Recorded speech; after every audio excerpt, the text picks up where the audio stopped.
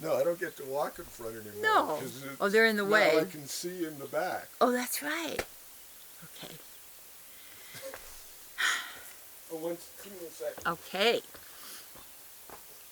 I can give you a second. Da, da. Thank you so much. Yes. Okay. Greetings, dear precious spirit soul that you are. I forgot there's people sleeping up here because it's early in the morning. It's great. And because I like to go to bed really early at night. You know what I do is try and get out of time. So if I'm tired, I sleep. If I'm not, I'm do something. You know, here's my topic.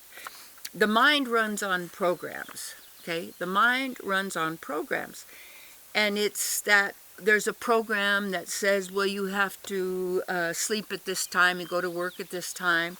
There's programs that say that we're taught, and programs come from suggestions.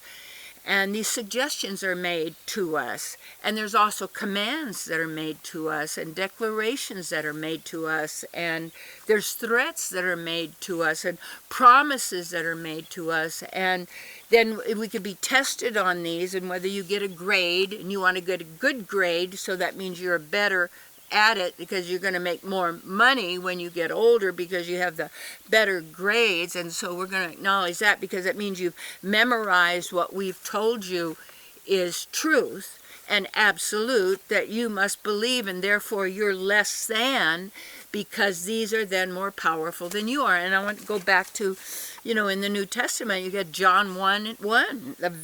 Is telling you how this reality is created. In the beginning. Now, why I say it's important to know what the words are. Beginning means in the start of something, of a creation, because we have no beginning. So therefore we have no end. And that's the thinking. Well, and when people are talking about themselves, they talk about the body and say, well, of course I have an end to it. No, that's a number one program in the mind that says you die. That you're born and then you die. And then they say, you know, were you before? Well, nobody really knows. Or then you get into, we'll do some hypnotic things and we'll find out what you were then, or you know, where you're going to go when you leave. And then we'll tell you, well, there's a heaven and then there's a hell. And then if you don't do what we like to, you know, it's all story and narrative. And if you look at it, the programs are based really on fear. Programs, you have to hurry and get there. Programs, you know, we're making good time and can't stop now because I'm making good time. And I've got to hurry. And I realize, like, with my my daughters, when I was, you know, being the mother and raising them, or, you know, being there for them, I was always in a hurry. And I've noticed that also their dad, you know, my husband, he had to hurry. He had to hurry all the time. Hurry and get there. And then I had to have them hurry and get there. And it's like, what? See, so when we're not aware of the programs that we are agreeing with and they're running from, these programs are running us.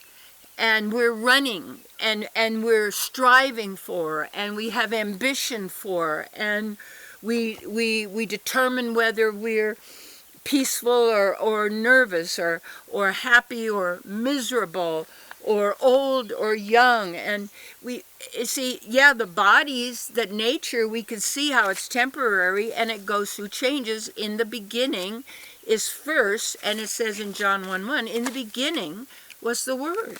What is a word? A word is a sound, right?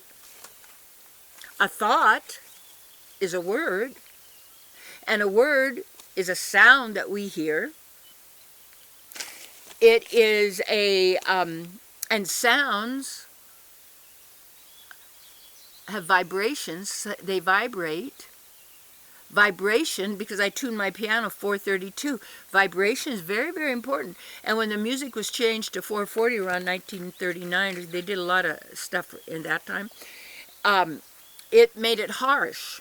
And so it's more militaristic, you see. It's keep you on the edge more, because it's how these vibrations, like if you've got lights blinking all the time and blue lights and noises all the time, this is, and you have your lights on around your house and on the plants and on everything, is not able to go through the cycles that seem to be more natural in this environment.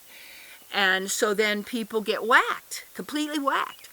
And that's why silence is so very important. And then there's the program that, well, I could get something on my phone. You see, the problem is the programming also with electronics and with mobile units of where you can access the internet. And it's a net within. It captures, the net is a net. It's how you capture something. You put it in a net, internet. So in the beginning was the Word, you see. And the Word was with God. So it meant that God spoke that Word. Now, which God, you see? So that's a big word. And when I say like we're God-like, I'm not talking about the mind. I'm talking about, say, my beloved, my source, my partner, what I'm part of, that we're all part of. And yet all individuals, I've been there, I know this. This is not stuff I'm telling you to believe. This is my realizations from my work as a spiritual sleuth, as always looking for clues. Because I remember like in high school, I'm in that time, 17 years, been around here and getting ready to go out into the world, and I'm going, what do I do? I mean, I want to I'd like to have a good life. I don't know what to do, how to make it, how to happen it. And so I remember this night, and when I got into bed, and I always said the Lord's Prayer for some reason. We didn't have a big religious training or like that. My great-grandmother, she was a metaphysician. She was my spiritual partner. And so anyway, I said the Lord's Prayer, but then I said to God, the divine, I said, I don't know if you exist or not. You got to let me know if you exist. And I was just desiring, I want to know you. I want to know what's going on. I want to know what to do.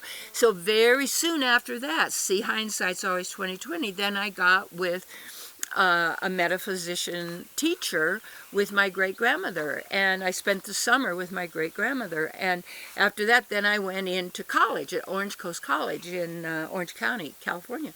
And so, and then entering that, then I started deciding what I wanted to do. And I thought, well, I'd like to be homecoming queen. Well, no, I was a person least likely to be homecoming queen, but that was in those days. Boy, you got to be doing these.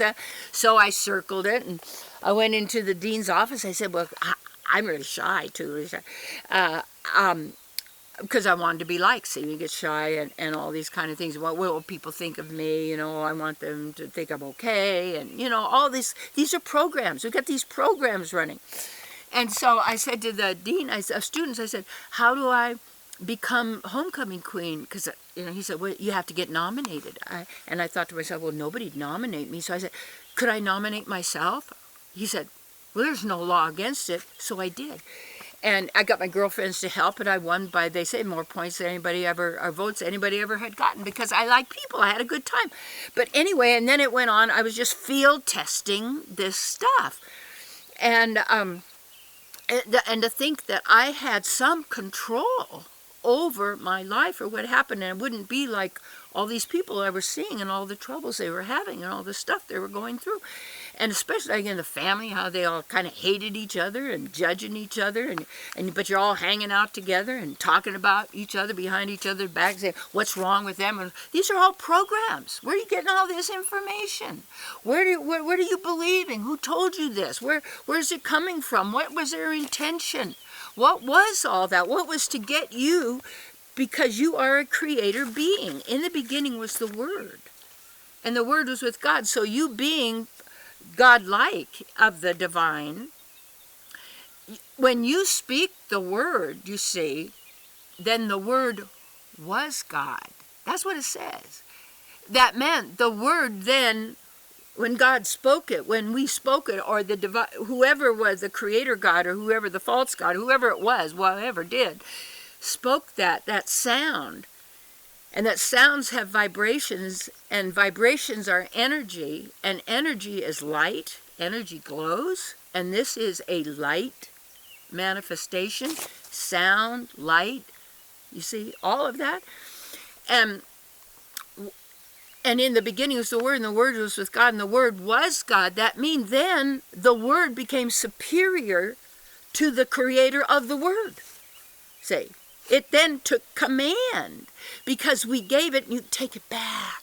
You see, you take it back. And you start to look that program. Oh, well, look at that program. Right. Look at how I'm operating here. Start looking at all the programs that are running you that you think are absolute truth, and how you know you get defensive if somebody challenges it.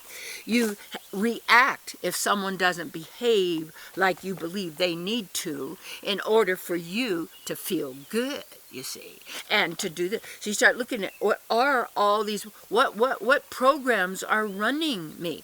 And that's one of the things that we do when we do our workshops. I conduct these in retreats. We look and we dig those out, and we let those go. And you have to be willing, really,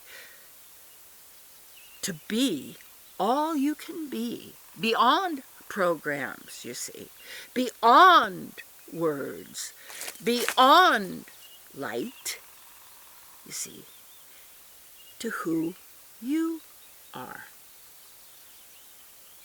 you see.